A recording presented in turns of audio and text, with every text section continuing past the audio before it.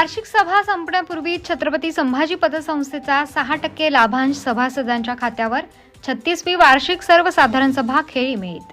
40व्या वार्षिक सभेवेळी संस्थेकडे 2300 कोटी ठेवी असणार, संस्थापक सल्लागार रामभाऊ लेंभे यांची घोषणा.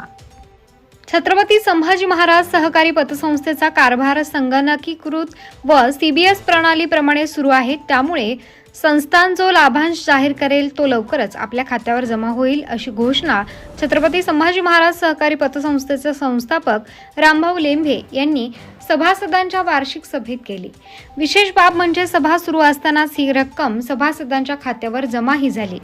ग्रामीण भागात सर्व सहकारी संस्था आपापल्या संस्थेच्या वार्षिक सभा घेऊन सभासदांना लाभांश देण्याचा निर्णय घोषित करतात. त्यानंतर काही दिवसात हा लाभांश जमा होतो. मात्र संभाजी महाराज पतसंस्थेने राज्यात पहिल्यांदाच लाभांश देण्याची घोषणा जाहीर करून सभा संपण्यापूर्वीच तो सभासदांच्या खात्यावर वर्ग करून इतर सहकारी पतसंस्था यांच्यापुढे आदर्श निर्माण केलाय.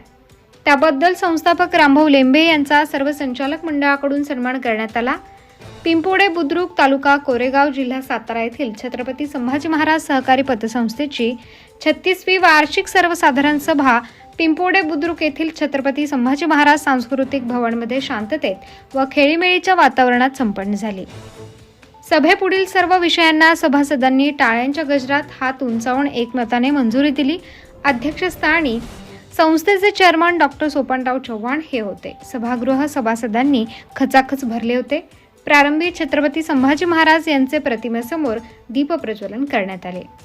स्वागत प्रास्ताविक व अहवाल वाचन करताना संस्थेचे संस्थापक रामभाऊ लेंभे म्हणाले की गतवर्षी 27 कोटी 92 लाख भाग भांडवल होते. यावर्षी 28 कोटी 61 लाख वसूल भाग भांडवल असून यामध्ये 69 लाखांची वाढ झाली आहे. आपल्या संस्थेचे खेळते भांडवल 882 कोटी 73 लाख असून आपल्या संस्थेचा स्वनिधी अद्यापही कमी आहे.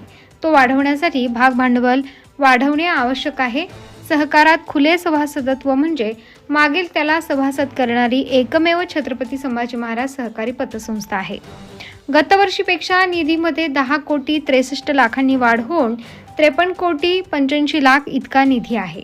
गतवर्षीपेक्षा 116 कोटी 5 लाखांनी ठेवीमध्ये वाढ होऊन 777 कोटी 34 लाख 85 हजार ठेवी झाल्या असून गेल्या 35 वर्षात ठेव वाढीचा हा उच्चांक आहे. तरतुदीमध्ये 16 कोटी 54 लाखांनी वाढ होऊन 54 कोटी 90 लाख 16 हजारांच्या तरतुदीत ठेवलेल्या आहेत. रोख व बँक शिल्लक 9 कोटी 94 लाख 8 हजार असून शासनाचे नियमानुसार ठेवीच्या 25% बँक गुंतवणूक ठेवणे आवश्यक असताना संस्थेने 28.46% 221 कोटी 24 लाख 46 हजार बँक गुंतवणूक केली.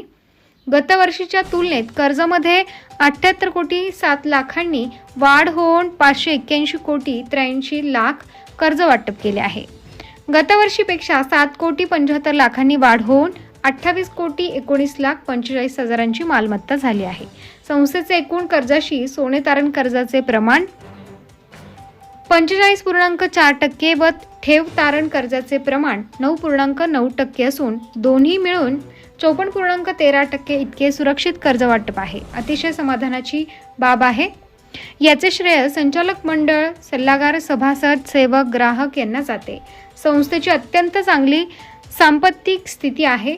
चांगली वसुली करून पुढील वर्षी यापेक्षा जादा लाभांश वाढवून देण्याचा संचालक मंडळाचा मानस असून सर्वच बाबतीत कशी वाढ होईल असे उद्दिष्ट ठेवण्यात आले आहे.